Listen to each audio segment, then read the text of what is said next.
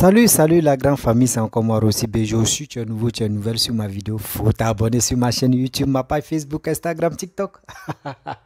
Vous pouvez me retrouver sur les 4 plateformes et aussi je laisse mon numéro WhatsApp, vous pouvez m'appeler, on peut échanger. Bref, la famille, j'aimerais vous présenter une petite vidéo de le père fondateur d'Adomania, le père, papa, bébé, mais big up à toi, vraiment ton mouvement que tu as créé, vraiment, je vois que ça marche. Bref, voici le père fondateur d'Adomania, le père Touré Aboubaka, le grand-père que moi je respecte de tout mon cœur. C'est celui-là que tu m'as donné la rage, vraiment, sa manière de communiquer, sa manière de parler. Papa, un jour je vais prendre mon temps et puis vraiment je vais te qualifier et puis je vais faire une vidéo spéciale pour toi. Franchement, tu es fort. Bref, voici où il est en train de s'adresser à Oudou Laurent Gbagbo, qui est le ex-président de la République de la Côte d'Ivoire pendant 10 ans. À chaque fois que, quand il y a des meetings, ou soit il y a des meetings, quand il y a des conférences, ou soit quand il y a la sortie de Oudou Laurent Gbagbo, quand il s'en dans les autres pays, dans les autres villes, pour s'exprimer, tout ce qu'il a dit, non, les 46, si ce n'est pas les 46 soldats, soit c'est Pichirine Balé, voici Pute 007 que j'appelle. Pute 007 est venu aussi se rajouter. Je ne sais pas. Vous voulez montrer quelle image négative à Papa Ado? Je ne sais pas. Je me pose des questions, moi, sur les pieds. Je m'assois et puis je dis, mais attends, où va le monde avec ça? Je ne comprends pas. Toi, tu as géré le pays pendant 10 ans.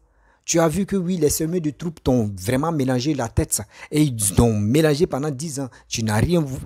Tu n'as rien vu. Tu n'as rien vu dedans. Mais qu'est-ce qui se passe, papa? Arrête de gâter le nom de ce monsieur-là. Arrête de gâter le nom de ce monsieur qui est au pouvoir. Pendant, il a dit, quand Félix Houphouët-Boigny vivait là, il a appelé tout le monde. Qui veut venir apprendre une école? Venez, je vais vous enseigner. Venez. Il y a des gens qui sont approchés à lui. Aujourd'hui, regardez. Même s'ils sont plus en vie, regardez les petits-enfants, regardez les enfants. Mais toi, tu n'as pas voulu. Parce que toi, tu dis, le gâteau que Félix Houphouët-Boigny mangeait là, toi, le gâteau là, il n'a qu'à distribuer. Mais aujourd'hui, toi-même, quand tu as pris le gâteau pendant 10 ans, on n'a rien vu dedans. La famille, voici le père fondateur d'Adomania, lui qui ne le connaît pas. C'est lui. Papa, merci beaucoup. Il a dit, ça, je vois. Hey. Ah, voyez mon nouveau mot. Hein. Si tu n'es pas vigilant, on va te vigiler. Ouais. Décidément, je vous avais averti que sur Laurent Gbagbo, nous devons avoir les yeux sur lui. Gbagbo est dans la même tentative de ce qu'il a fait au Houphouët-Boigny. Regardez à son âge. Le dernier discours de Gbagbo, il a mentionné Pulchéry dedans et aussi il a mentionné 007. Alors, quand vous voyez ces comportements de ces deux enfants-là, ça profite à qui? Au départ, nous avons tous cru que 007 était le petit de Soro Guillaume. Mais regardez ce qui se passe sous nos yeux. Gbagbo n'a même pas eu honte de parler de l'arrestation de 007. Un homme qui se fait passer pour le chef suprême des escadrons de la mort. Gbagbo, franchement, encore une fois, tu étais très mal placé pour mettre ta bouche devant le monde entier dans cette histoire de ton petit 007. Donc finalement, c'est toi le pompier. C'est toi qui viens maintenant pour bail out le petit. C'est toi qui viens pour le sauver en t'entendant parler. Pourtant, tout le monde dit que c'est un gars de Soro Guillaume. C'est ce qu'on ne comprend pas. Alors, donc voilà encore une fois devant tout le monde. Si les cadres du RHDP ne veulent pas comprendre cette réalité, voilà ça encore devant vous. Gbagbo est dans sa démarche de désordre, ce qu'il a fait avec Houphouët-Boigny. Sinon, comment on peut expliquer un tel truc? Il a bien entendu les propos de son petit 007. Tout le monde a vu les actions de 007. Tout le monde a écouté 007. Pulchéry valait aussi, l'être Pulchéry là. Tout le monde a vu ses actes. Gbagbo vient dans son discours aujourd'hui, en 2022. Il ne trouve rien à défendre que ses deux enfants, ses faiseurs de troubles. C'est-à-dire, il travaille, ça profite à qui, Gbagbo? Gbagbo, le trouble, le désordre verbal là, ça peut plus marcher en Côte d'Ivoire. Et là, j'interpelle les cadres de Ouattara, ne vous laissez pas avec ce monsieur-là. Gbagbo n'a pas, je vous jure que il ne calcule personne dans ce pays-là, si c'est pas lui-même. Alors, regardez aujourd'hui comment il peut parler. Tu parles de 007 par rapport à quoi, Gbagbo Laurent? Honnêtement, on comprend? Parce qu'il s'est annoncé être ton officier, être le chef des escadrons de la mort. Il a dit devant le monde entier. Pulchéri Gbagbo aussi, elle se lève, elle va au Mali, elle a des relations avec les Maliens, et que nous on s'asseye pour laisser tout ça. Ah, Gbagbo. Mais monsieur Gbagbo Laurent, franchement grandissez. Parce que le désordre que vous encouragez là, ce n'est pas logique. Comment tu peux soutenir 007 en ce moment avec tout ce que le gars a raconté? Donc quand il dit il a tagué les gens là, toi ça te dit rien. Gbagbo en Côte d'Ivoire, quand quelqu'un dit j'ai tagué là, ça veut dire il a tué. Alors, c'est lui-même qui s'accuse. Alors, c'est lui-même qui peut se défendre. Pourquoi vous dites le nom de Ouattara dans ça? Hein? Pourquoi? Pourquoi tous ces jeux, ces cinémas autour du nom de Ouattara? Vous abusez. Bon, RHDP, cadre RHDP. Vous voyez Gbagbo, c'est tout ce que Gbagbo connaît. Je dis parmi vous les cadres là, d'autres sont plus jeunes.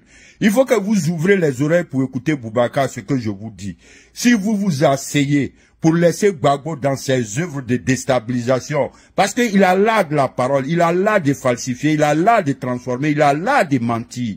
Alors, c'est un gars qui sait faire les jeux de mots. Alors, je vous dis, mot pour mot, dent pour dent, œil pour œil, ne laissez plus Gbagbo s'aventurer dans ses bassesses. Il faut le mettre au point. Il faut toujours se lever pour leur faire face. Gbagbo et ses suiveurs. Regardez, tu n'as pas honte. Tu parles, ils ont arrêté un autre. On dit ils ont arrêté un autre. Gbagbo, on a arrêté le chef des escadrons de la mort.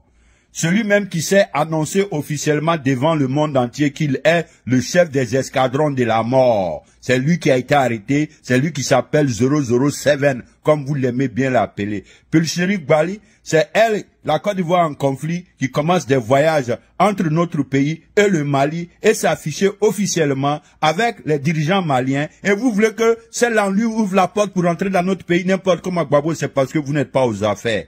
C'est parce que vous n'êtes pas aux affaires. Alors, tout ce que nous devons faire pour protéger notre pays aujourd'hui, c'est devenir des actes politiques. C'est devenir des actes antidémocratiques. C'est devenir des gens qui n'aiment... Oh, vous abusez. Mais une chose est sûre, président Ouattara, faut pas, monsieur Ouattara, le président Ouattara, ne vous laissez pas. Il faut pas, parce que ce gars-là est dangereux. Gbagbo est dangereux, Gbagbo est prêt pour tout, pour venir encore s'amuser, danser à la tête de ce pays. Et nous les Ivoiriens, nous disons non, et non, et non. Alors, tu n'as pas honte. 007, on dit on a arrêté un autre, 007. Gbagbo, regarde leur casier judiciaire, regarde les vidéos qui les accablent, regarde les vidéos qui les condamnent. Tu n'as rien pour pouvoir les défendre, mon frère. Il faut avoir honte. Il faut laisser Ouattara travailler. Tu es de même promotionnaire que Ouattara. Je dis, ce que tu as fait avec Houphouët-Boigny, tu ne pourras pas faire avec Ouattara. Ah oui.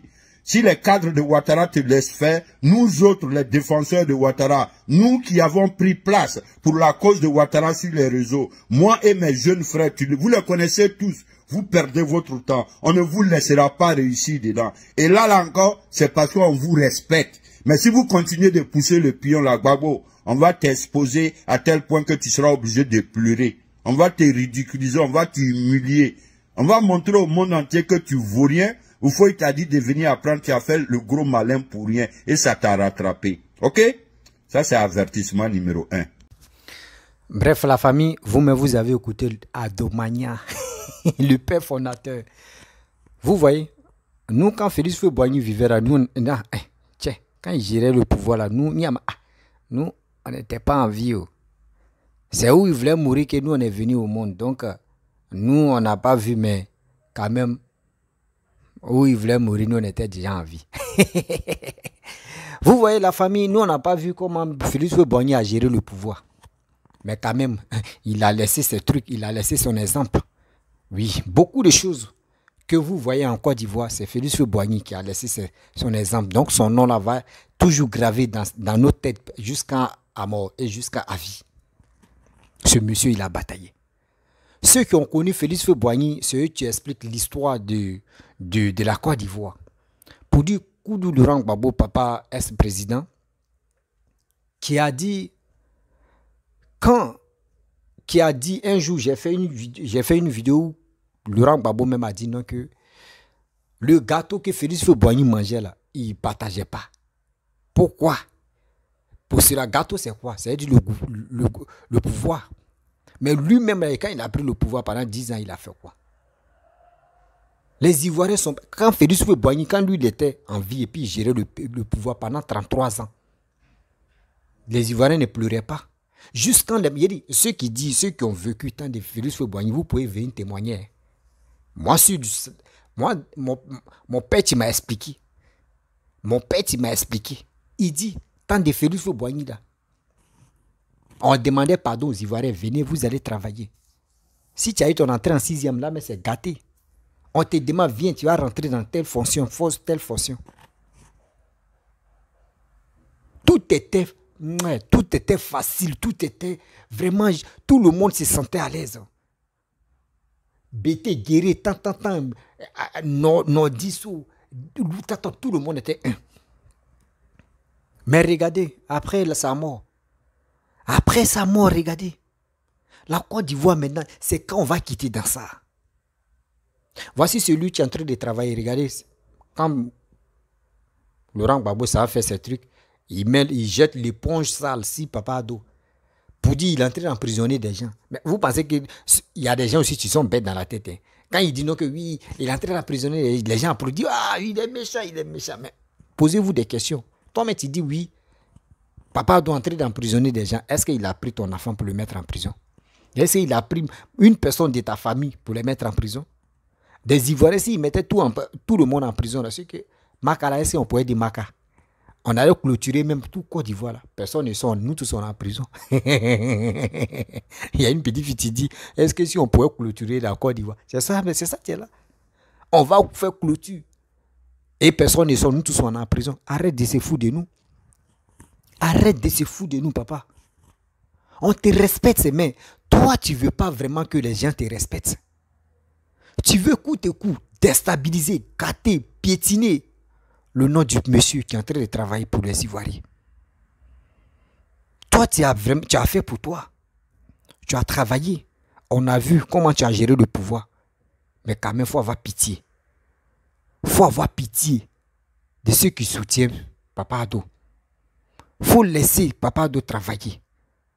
Ceux qui sont autour de Papa Ado, d'abord les gars se donnent le courage de travailler pour les Ivoiriens. Pardon. Il faut les laisser, ils vont travailler. Nous-mêmes, on te demande pardon.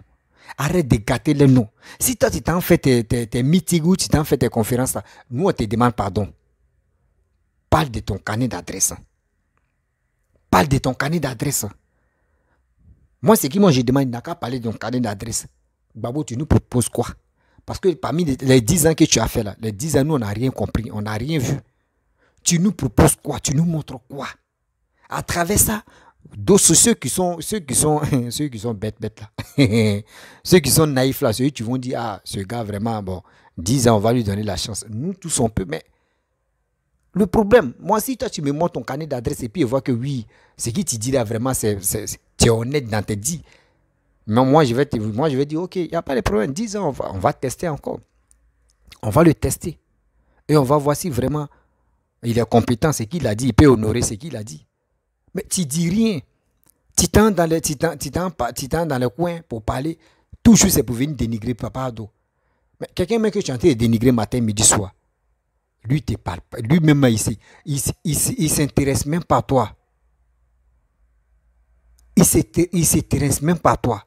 Tu parles mal de lui. Tu dis non, il est ceci. Oui, c'est lui qui emprisonne des gens. Il est comme ça. Il est ceci. Il est ceci. Mais quand même, moi, je ne vais pas vous dire quelque chose. Et je vous informe aussi. Moi, si je suis là à dénigrer telle personne, et puis la personne, je parle mal de lui, je m'avais dit non, qu'il est comme ça, il est ceci. Et puis la personne ne me répond pas une fois, deux fois, trois fois. Tiens, moi-même, c'est moi, mais je suis le plus cool même du pays. Dans le jeu là, mais c'est moi, je suis le plus cool. Parce que quand tu critiques quelqu'un, ou quand tu vilipends quelqu'un, ou soit tu es en train de faire tel truc à quelqu'un, la personne, même si au moins si la personne te répond que tu dis, ah vraiment, ça lui fait mal, hein, ah, je vais dire ça là. Mais tu dis, oui, il est en train d'emprisonner des gens. Mais lui au moins il est en train d'emprisonner des gens, papa. Papa, lui au moins il est en train d'emprisonner des gens. Et toi? Nous on se pose des questions. Guéhi Robert parti où? Guéhi Robert parti où? Quand Amadou Bon Koulibaly perd à son âme, on dit à sa famille, Il y avait ses parents qui partaient enterrer quoi là même là. Mais dans ça, on les a tués. Là-bas, on les a tués. Où l'affaire est partie. C'est pas dans ma bouche, c'est quitté. Si c'est Bankongo a dit ça. Si c'est Bankongo qui a dit ça. Mais l'affaire là, on est où? Prenez-nous au sérieux quand même. Prenez-nous au sérieux, papa. On t'aime beaucoup. On aime les politiciens. Mais les politiciens aussi n'ont qu'à faire très attention parce que de nos jours maintenant, ils n'ont qu'à mettre dans la tête que les petits enfants là sont devenus intelligents. Les petits enfants qu'ils ont nourris dans ça, on n'est plus dans danse. Où on est là, où on est. On a notre destin à main. Nous-mêmes, où on va. Et papa Goudou, papa Goudou. Papa, faut nous dire la vérité. Faut nous dire. Vrai là. Tu as fait quoi à maman là-bas? 10 ans. Toi, au moins, lui met les gens en prison. Mais quand même, il travaille. Toi, tu ne mets pas les gens en prison. Tu es là pour répondre aux gens. Mais est-ce qu'on ne peut pas de travail? Toi, dans ton maman, là, tu as fait quoi là-bas? Il faut nous expliquer. Côte d'Ivoire était divisée en deux. Tu avais une partie. Abidjan, là, tu as fait quoi là-bas? Papa, tu vois des choses comme ça. Donc, quand tu veux mentir ou quand tu veux accuser quelqu'un de dire non, lui, il est là pour emprisonner des gens là. Pardon, il faut penser aussi à ton derrière. Il faut penser aussi à ton derrière que toi-même tu as fait des dégâts. Comment, comme cela, Damé, tu es en train de dire lui il est là pour emprisonner. Mais comment les jeunes vont te faire confiance aussi? Comment on va te faire confiance? Ou tu vas dire non, que oui, il a été emprisonné des gens, c'est pas bien, c'est pas bien. Et puis nous on va quitter derrière lui. Non, nous, c'est le travail. C'est le travail qui nous importe et c'est le travail qui nous intéresse. C'est le travail qui nous intéresse. Ce monsieur travaille. Ce monsieur, il est vraiment bon. Quand il dit ça, là, il le fait. Il ne dit pas que je vais faire ça. Ah, j'ai fait ceci. Ah, j'ai fait cela. Non. Papa, là, ça n'est pas dedans. Quand il te dit ça, je vais le faire. Il le fait. C'est pour cela que les Ivoiriens sont contents. Les Ivoiriens croient en lui. Mais s'il dit non, qu'il va faire 2 fois métro, même s'il dit qu'il va faire métro, des métros, tu vois, qui va passer, comment dirais-je, ça quitte Abidjan, ça sent dans les villes, chaque ville, jusqu'à ça sort au nord là. S'il dit va le faire là, nous on va dire oui, c'est vrai. D'abord les Maliens, quand on dit, les Maliens vont tirer, le gouvernement malien ils vont tirer, ils vont prendre, eux aussi ils ont pris balle perdue quoi, les Maliens là. Le gouvernement malien ils ont pris balle perdue quoi. Eux ils vont tirer la mer, des Guinées jusqu'au Mali là, eux ils vont croire. C'est comme ça aussi si Papa Ado dit non, lui va faire métro. Tout Côte d'Ivoire là, c'est des métros seulement, il n'y a plus de bus. Nous, on va croire. Parce que ce gars travaille. Vous voyez? Vous les bêtés là. Vous les gars de l'Ouest, vous avez vu? Vous avez vu vos papas, vous avez vu vos fils. Les djoulas que vous dites, les djoulas, oui, les djoulas sont comme ça. Les djoulas sont illettrés. Les djoulas sont ceci. Les djoulas, c'est un commerce. Les djoulas sont ceci. C'est djoulas qui ouvre nos yeux maintenant. C'est djoulas qui fait quoi? Babo a fait comme ça. C'est dit, regardez ce gars qui est en train de travailler là. Déjà, Babo a fait ça, il savait pourquoi il a fait ça. Regardez ce qu'il est en train de faire. Arrêtez de vous gonfler. Vous allez avoir cancer des poumons. Vous là, vous allez avoir, ceux qui suivent Babo bêtement, vous allez avoir cancer des poumons. Parce que ce gars qui est au pouvoir là, lui il est en train de travailler, lui il avance. Vous allez avoir cancer de poumons. Pour rien. Pour rien. Rien du tout. Oui, pour rien du tout. Vous allez avoir cassé des poumons. Parce que dans la vie, il faut être intelligent. Pour dire oui, ce que je fais là vraiment, c'est du sérieux. Mais imagine-toi, tu es là, tu fais des bêtises, on ne te comprend pas, tu cries, tu c'est si. Lui, il est comme ça, lui, il est comme ça. C'est comme ça que vous avez fait. Pouvoir vous a échappé. En 10 ans, en train de critiquer. À la fin, mais tu vous... Oui, j'essaie déjà. Ceux qui ont fait coup d'État, il ne peut pas dire non des autres pays là. Ceux qui étaient à la base de ça, il faut dire. Babo, toi, tu vas même dire non que. Il faut nous dire. Bah, toi, tu dis, tu ne caches pas le truc. Il faut nous dire qui. Tu dis après Blaise Compaoré, après le Burkina, qui est deuxième pays qui ont soutenu les rebelles là. Il faut nous dire. Il faut nous dire, hein. Il faut nous dire. Alors nous aussi, on va dire, ah, non, c'est vous étiez à la base des malheurs de Gbagbo aussi. Faut nous dire aussi. Hein. Vous voyez. C'est des gens qui viennent sur les réseaux sociaux, aller faire les meetings, qui n'ont pas de discernement. Ouais. Moi, je dis toujours, qui n'ont pas de discernement, qui sont là matin, midi, soir, en train d'expliquer vraiment des propos quiconques, des propos vraiment fabuleux, des propos qui n'ont pas de sens. Je vais venir dire ça là. Je vais venir dire ceci, je vais venir dire cela pour que on puisse m'aimer. On va t'aimer, c'est bien. On va t'aimer. Mais le problème est que on va t'aimer. Mais le problème est que Laurent Gbagbo, papa, faut nous dire la vérité. Vérité. Faut nous dire la vérité. Excusez-moi, j'ai téléchargé un truc sur moi. Vérité. Faut nous dire la vérité pour qu'on puisse avancer. Excusez. Moi, je vais...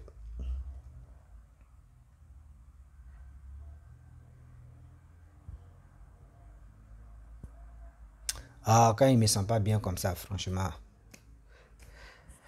Ah bon, la famille, je vais m'arrêter là. On a très bientôt.